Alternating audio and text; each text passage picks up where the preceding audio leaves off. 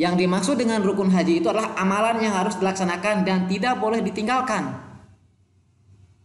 Nah, jika ditinggalkan maka hajinya tidak sah. Jadi rukun haji tidak bisa diganti dengan membayar dam. Karena dalam pelaksanaan ibadah haji itu kadang-kadang tertinggal.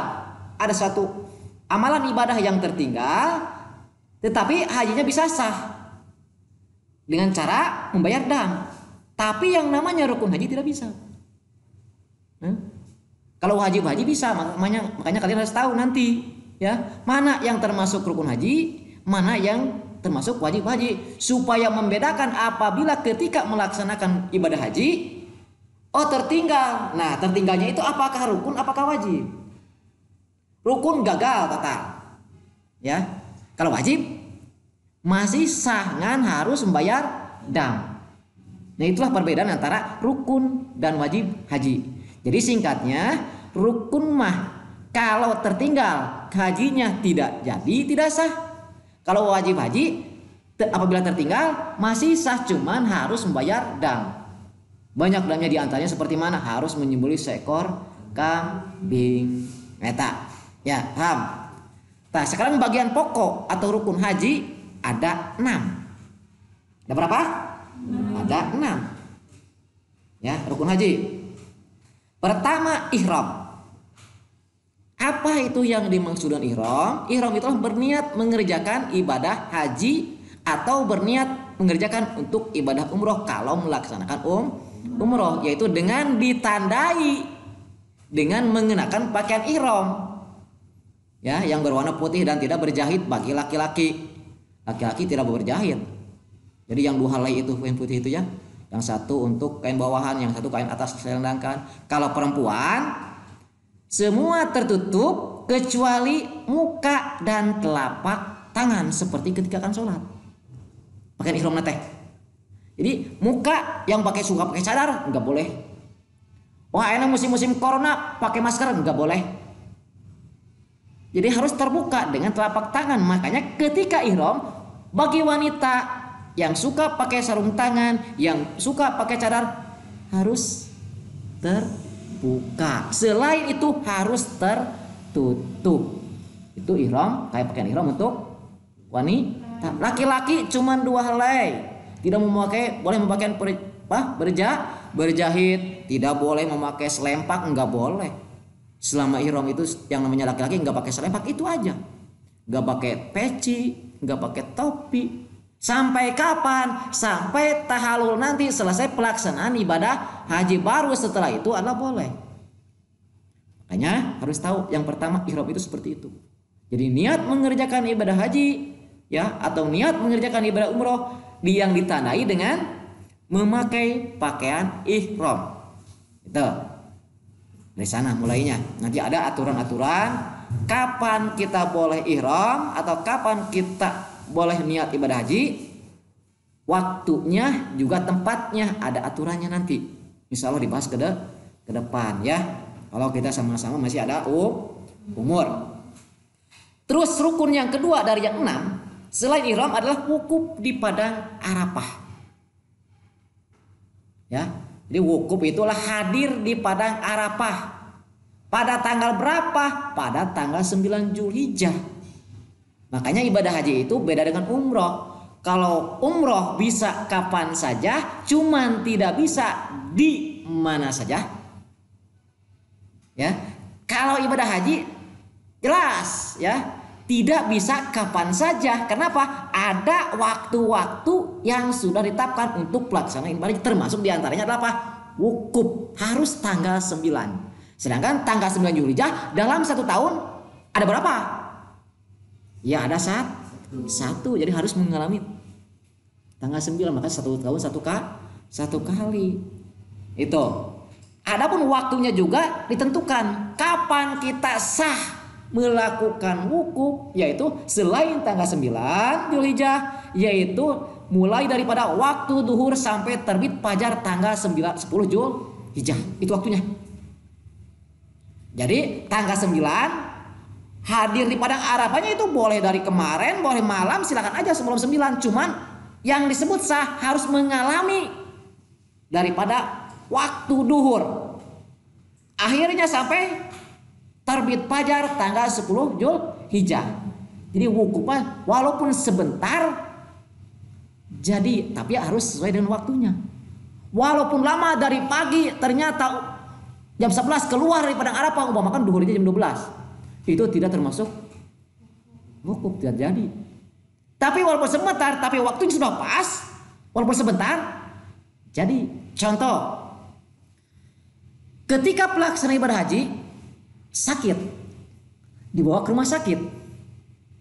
Nah, ketika di rumah sakit, kalau waktunya wukuf itu adalah panitia juga pemerintah Arab Saudi langsung menyiapkan ambulan untuk membawa orang sakit ke Padang Arafah pada waktunya. Langsung rumah sakit berangkat, pas masuk Padang Arafah, diam sebentar, pulang lagi, bawa lagi ke rumah sakit. Jadi walaupun sebentar, tapi asal pas pada waktu wukuf. Adapun kebanyakan ya dari awal ya, kadang-kadang dari tanggal 8 sudah berangkat jam 9 dari pagi di sana. Diam kan, panitia sudah menyediakan tempat tenda di sana. Kayak nanti sampai kapan? Rata-rata sampai maghrib. Padang Arafah teh lila lama, ya kan? Bagus ya, bagus. Dari maghrib baru menuju apa? Muzdalifah. Ya, dirinya. Jadi yang pokok dirinya. Di sana banyak amal-amalan sunat, banyak berdoa, meminta ampunan kepada Allah atas segala dosa. Kuncinya di situ. Apabila haji diterima, ya, maka semua dosa semuanya hapus. Baik dosa kepada Allah, dosa sesama manusia. Kuncinya harus mengalami wukuf di Padang Arafah. Apa? Sesuai dengan waktunya. Itu yang kedua, paham? Singkat aja. Yang ketiga, dari yang 6 termasuk rukun haji adalah tawaf. Apa itu tawaf? Tawaf itu adalah mengelilingi Ka'bah ya sebanyak 7 putaran, yang dimulai daripada Hajar Aswad dan diakhiri dari Hajar Aswad. Ada Hajar Aswad, Musa dari sana. 7 putaran, ada aturan-aturan tawaf. Tawaf apa yang termasuk rukun haji adalah tawaf ifadah. Karena tawaf bermacam-macam. Ada tawaf kudum, tawaf sunnah, ya kapan saja itu. Terus tawaf wada, juga tawaf ifadah. Yang termasuk rukun haji tawaf ifadah. Ya. Ada lagi tawaf kudum. Tawaf kudum itu apa? Tawaf permulaan. Ketika baru datang kudum. Ya, tawaf wada, tawaf pililian. Ketika kita akan meninggalkan kota Mekah, tawaf dulu, tawaf wada, perpisahan terakhir. Itu tidak termasuk rukun haji. Yang termasuk rukun haji adalah tawaf ifadah. Baik tawaf ifadah, tawaf kudum, tawaf wada, juga tawaf sunnah, pelaksanaannya seperti itu. Cuma niatnya apakah ini tawaf wada, tawaf kudum, atau tawaf ifadah. Jadi itu tawaf. Banyak aturan-aturan tawaf. Harus suci dari hadas dan najis, itu kan diantaranya. Tertutup aurat, juga anggota badan pundak sebelah kiri harus searah dengan Ka'bah. Mutar di tengah-tengah tidak termasuk itu hitungan robah. Ketika mengelilingi udah selesai satu putaran, pas kedua ini robah, muter, maka itu tidak termasuk hitungan wayana, harus diulangi. Ulanginya kapan? Mundur lagi? Belum tentu bisa mundur. Kalau dalam pelaksanaan ibadah itu adalah jemaah berjuta-juta, pasti ikut keliling dulu. Pas nanti Hajar Aswad baru niat di sana, nulihkan yang kedua. Jadi harus ada aturan-aturannya. Makanya harus tahu mana aturan ketika tawaf. Supaya apa? Supaya tahu mana yang salah, mana yang enggak. Nah itu ya. Ini secara singkat aja tawaf ya, tawaf ifadah yang termasuk rukun haji. Syarat tawaf banyak ya. Yang tadi itu singkat aja. Macam-macam tawaf juga tadi harus tahu ya, tawaf ifadah, tawaf wada, tawaf sunnah, tawaf apalagi kudum. Ya, mana yang termasuk tawaf rukun haji? Tawaf ifadah, itu ya. Banyak hal yang sunatkan, di antaranya apa? Mencium hajar aswad itu sunat ya. Terus yang selanjutnya adalah yang termasuk rukun haji, sa'i.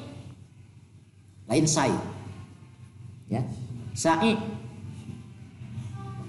Sa'i itu adalah berlari-lari kecil antara Bukit Sofa dan Bukit Marwah sebanyak 7 kali. Yang dimulai daripada Bukit Safa yang berakhir di Bukit Marwah. Beda dengan tawaf.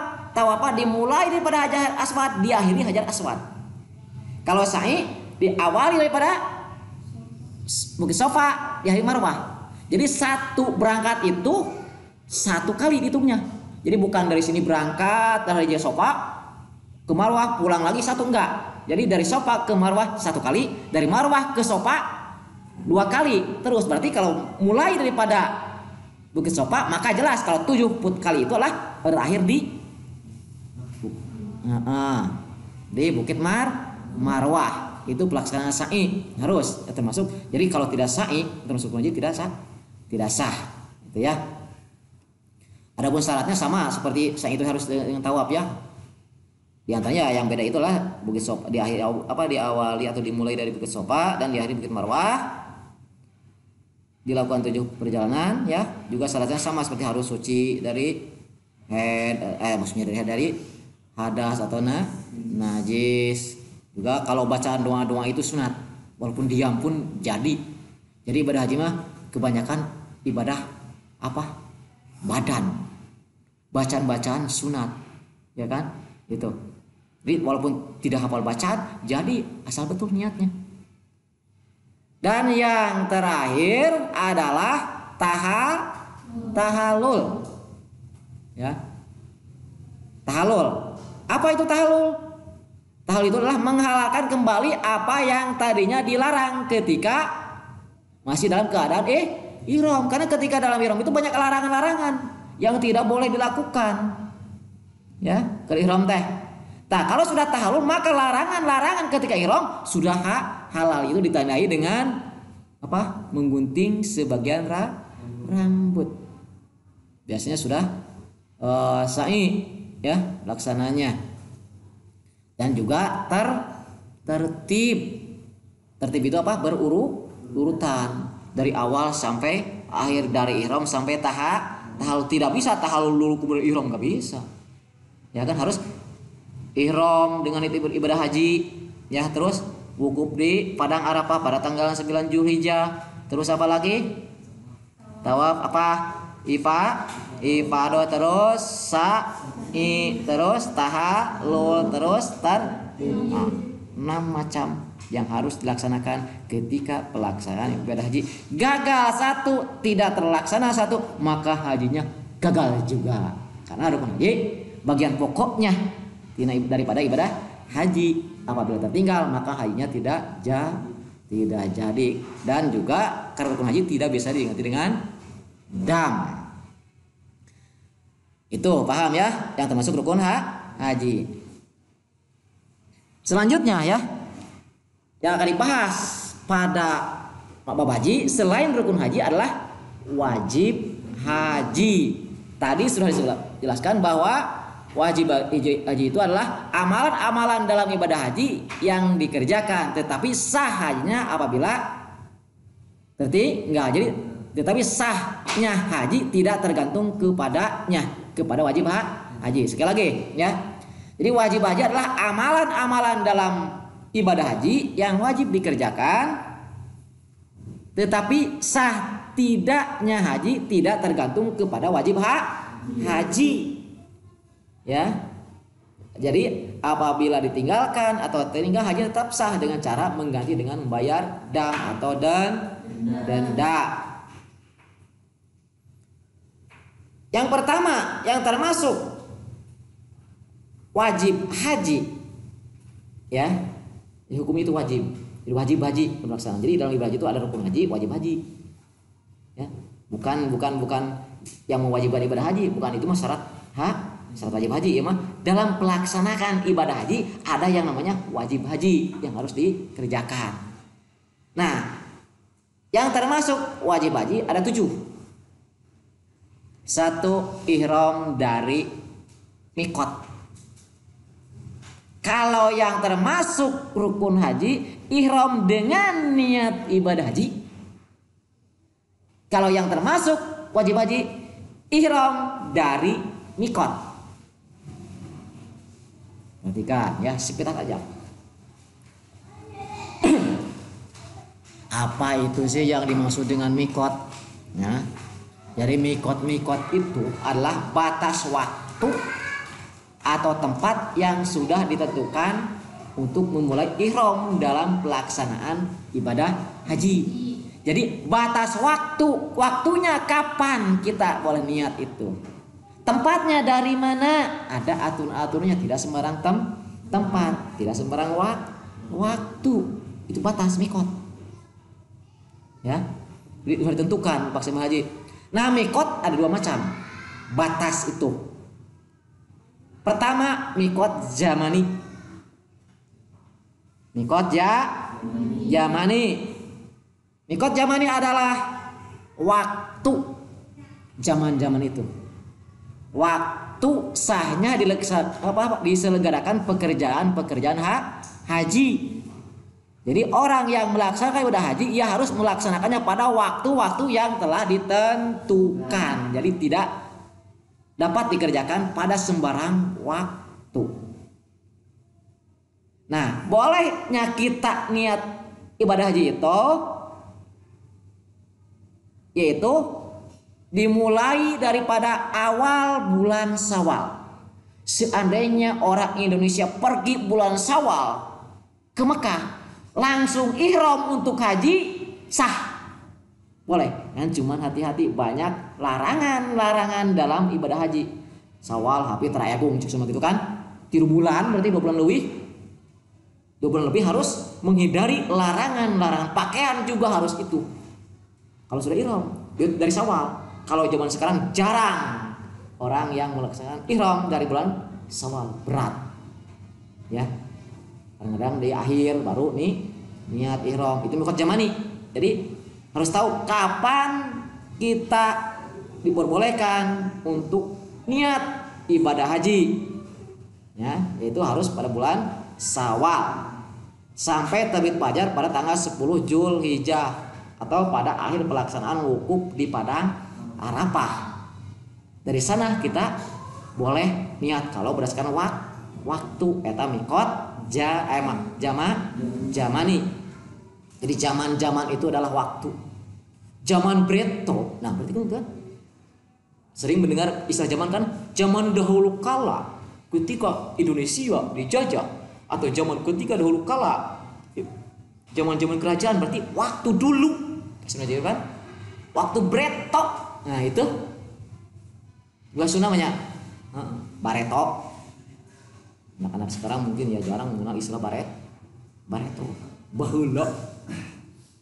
Tuh, jadi zaman dulu, zaman. Jadi zaman itu waktu, termasuk waktu kapan kita melaksanakan atau boleh melaksanakan ibadah haji, yaitu tanggal mulai awal bulan Syawal, khusus tanggal 1 Syawal sampai terbit fajar pada tanggal 10 Zulhijjah atau pada akhir pelaksanaan wukuf di padang Arafah. Eta batas waktu.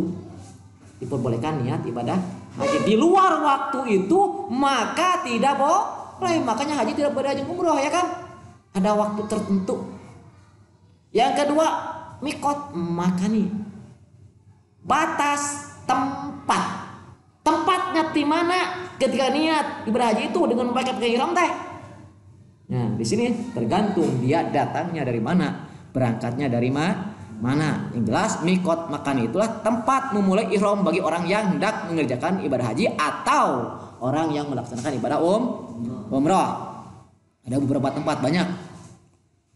Seperti mana bagi orang yang tinggal di Mekah, cicing di Mekah, ya, hendaknya ia ihram di rumah masing-masing, dari rumah langsung. Kalau orang yang tinggal di Mekah, punya rumah di Mekah, yang keluar dari rumah masing-masing ihramnya. Yang pertama, bagi orang yang datang dari arah Madinah atau sejajar dengan Madinah, ini Madinah, ada negara-negara lain, tempat-tempat lain sejajar. Dari mana mikotnya? Kan menuju Mekah. Nah, maka itu adalah di Bir Ali. Ada tempat, nama tempat Bir Ali di situ. Jadi jangan melebihi tempat itu. Melebihi, nah kena dam. Karena maju. Jadi harus minimal kurang. Atau di tempat itu juga di Bir Ali atau Zul Hulaifah bagi orang yang datang dari Madinah. Contoh, orang Indonesia berangkat kloter awal rata-rata ke Madinah dulu. Dari Madinah melaksanakan ibadah sunat.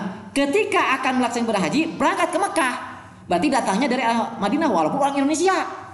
Kan cuma datangnya dari Madinah, maka nanti batas mikotnya adalah Bir Ali atau Zul Hulaifah. Katakan itu tempat lebih terlewat, nah itu kena dam. Hajinya sah, cuman harus membayar denda. Ya harus minimal harus di situ. Ya itu ya, tempat mencukur perkampungan. Contoh memakan. Ketika kita akan masuk ke Mahmud, maka harus niat di mana? Bocong, Muntasan, Istanbul, begitu. Itu tempatnya seperti gitu. Mus kaliwat kena jembatan, nah itu hajinya sah, mau dibayarnya. Nah, kena dam. Mus kaliwat ke Mekah tek tina batas eta udah terlewat. Nah, itu kena dam. Jadi minimal di situ itu batas kalau bagi jemaah haji yang datangnya dari Madinah. Termasuk orang mana-mana asal datangnya ke Mekah dari Madinah walaupun orang Indonesia. Yang selanjutnya bagi orang yang datang dari arah Syam, Mesir, Maghribi dan negara-negara yang sejajar dengan daerah tersebut, maka mikotnya di Juhfah. Ya, atau dekat Juhfah, yaitu suatu kampung yang bernama Rabik. Jadi dari sana boleh. Kalau bagi jemaah datang daripada negara arah Syam, dari Mesir langsung, ya di Mesir langsung berangkat menuju Mekah. Nah itulah ya di Juhfah, atau bisa aja di Rabik. Paham? Ya, di orang yang datang dari arah Syam atau Mesir atau Maghribi atau negara searah. Terus yang selanjutnya bagi orang yang datang dari arah Yaman. Kita sering mendengar daerah negara Yaman atau Indonesia, termasuk ya India atau negara searah, maka itu adalah di Yulamlam. Maka seandainya orang Indonesia berangkat langsung menuju Mekah lewat Yaman itu di Yulamlam. Kadang-kadang tapi Indonesia kan tidak selalu di situ kan, berangkat langsung ke Jeddah, ya dari Jeddah. Terus datangnya ketika akan masuk kota Mekah, dari mana datangnya? Dari ke Madinah, berarti tadi teh di Bir Ali. Walaupun Indonesia, tapi kalau berdasarkan negara searahnya itu dengan Yaman Asia itu, India searah.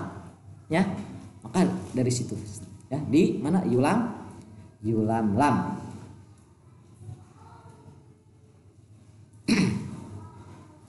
Jadi Yulamlam bukit dari beberapa bukit Tuhamah gitu ya.